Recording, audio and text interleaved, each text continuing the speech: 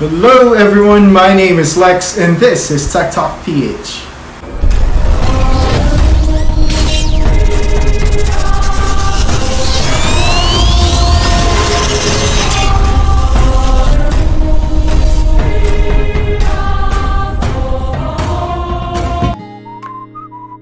Welcome back guys sa mga subscribers natin dyan. Thank you so much for being here again para samahan ulit tayo today sa bago nating video. And sa mga hindi pa nagsasubscribe, ano pang ginagawa nyo? Go ahead and click that subscribe button and notifications bell para naman ma-update ka sa mga susunod pang videos natin. So tayo ay nagbabalik today in continuation of Infinix Note 7's review. So today, magkakaroon tayo ng camera app tour and of course, i-review natin yung camera capabilities nito. So hindi ko na patatagalin pa, tara na! At eto, sabay-sabay nating tunghayan ang camera app tour ng Infinix Note 7.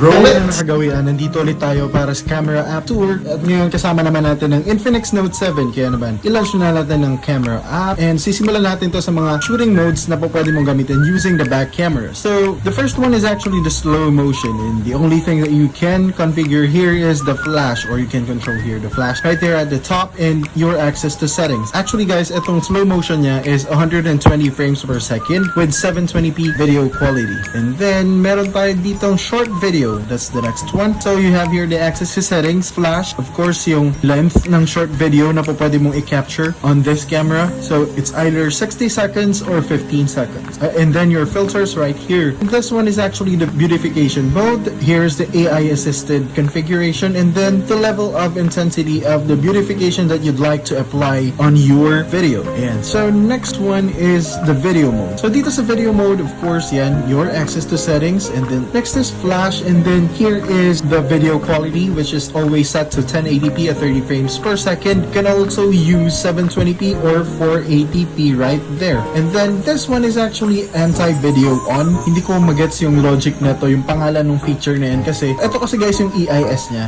Okay, so yan, kapag ka naka-green, naka-turn on siya. Yun nga, hindi ko magets siya kasi anti-video pero video mode to. So yun nga. Pero it is for you to prevent shakiness on your video footages. And then let's go to the AI cam right here. So this is actually the normal shooting mode that you will be using when you are taking pictures. So what do we have here is your access to settings, the flash right here, and then HDR guys. So here you can turn off the HDR and then you can actually turn it on automatic. So kapag naka-automatic siya, nakadepende yun sa AI kung kailangan ba ng HDR yung isang scene or not. Pero me, lagi ko siyang tino-turn on. And then kung napansin nyo kanina guys, meron ditong, ayan. This is actually an AI assisted night mode. So kapag ka na-detect ng camera module na madilim na or low light na, magkikick in na yung night mode niya automatically. That is through HDR. So I'll turning it back on, not on automatic. And then you can see here guys, yung dalawang field of views na po pwede mo. This is the normal field of view or the ×1. And then beside it is actually the super macro lens. And then kapag ka nasa macro lens ka, what you can control is actually the flash and the aspect ratio only. And then your access to settings right here. Yan. So dito pagpapatuloy natin, ito ang 48 megapixel mode na nandito. So hindi siya automatic 48 megapixel yung makukuha mong pictures using this camera. Meron siyang pixel binning technology, meaning 12 megapixels yung normal photos na makukuha mo using this camera. Once you turn the 48 megapixel mode here in the camera app, doon mo lang siya magagamit or doon mo lang makikita yung totoong 48 megapixel quality ng isang photo. And then right here is the aspect ratio, full screen, 4:3 or 16:9, and then the 1:1 na ginagamit natin sa Instagram. And then here are your filters. Let's go to the beauty mode right here. So sa beauty mode, dalawa lang, aspect ratio and yung flash. Yung po pwede mong kontrolin dito. And here is your beautification. Nasabi ko na kanina yan. Nasabi ko na kanina to, ito yung intensity ng beautification na po pwede mong i-apply sa photo mo. And then this one, ito yung before and after button. So when you tap on this, kikita mo yung difference nung before and after ma-apply yung beautification filter. And then right here is actually, yan, alam niyo na to, ito yung pang slim ng body. So medyo nakakatawa tong technology na to kasi dati hindi naman to available. And then ngayon, pwede na rin siya. So ayan, meron kang tatlong level or tatlong options here kung gaano ka-intense yung kailangan mo na pag-slim ng body mo. So meron natural, and then meron sexy, and then meron slender. Dito naman is yung more options for your configuration. So when you tap on that, you will be given options to access a slider for slimming your body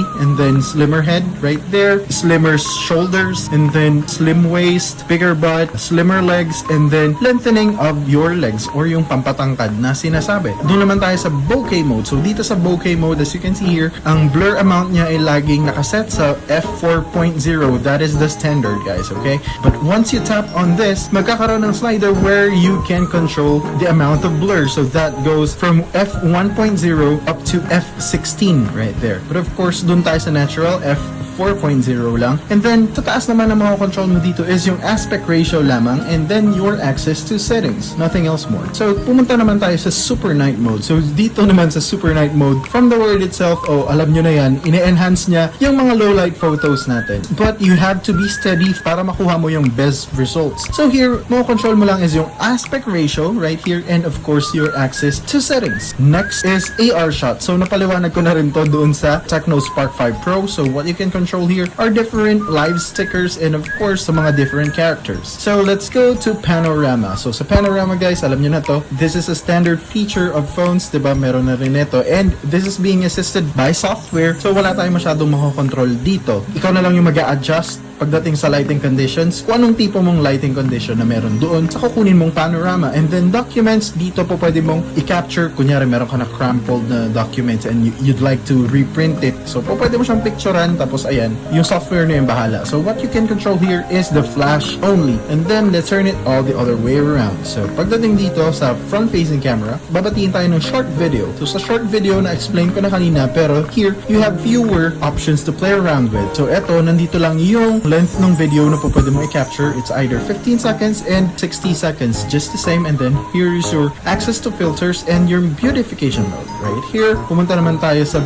video mode. So yan, naka-on na automatic yung anti-video mode or yung steady video mode neto. So hindi lang siya, guys, sa rear-facing cameras or sa main cameras neto applicable. So meron din siya dito sa front-facing camera. And then here is your access to the video quality, 1080p, 720p, and 480p. And then pumunta naman tayo sa AI cam. Pagdating sa AI cam, ito, guys, yung normal front-facing camera shooting mode na magagamitin mo in your everyday life. So andito yung access mo to settings. Of course, your screen flash right here. HDR mode, which is a good feature to have kasi yung ibang cameras, nasa back camera lang yung additional HDR function. No? And then, the aspect ratio, your access to settings right there. Next is the beauty mode. So, sa beauty mode, ayan, nandyan yung intensity. May additional configuration na po pwede mong gamitin dito para kontrolin yung smoothness, yung skin color, yung slimmer face kung gusto mong medyo mas payat ka sa picture, and then, pampalaki ng mata. And meron din ditong before and after button na po pwede mong itap dito para makita yung difference. And you can add a screen flash and of course, kontrolin yung aspect ratio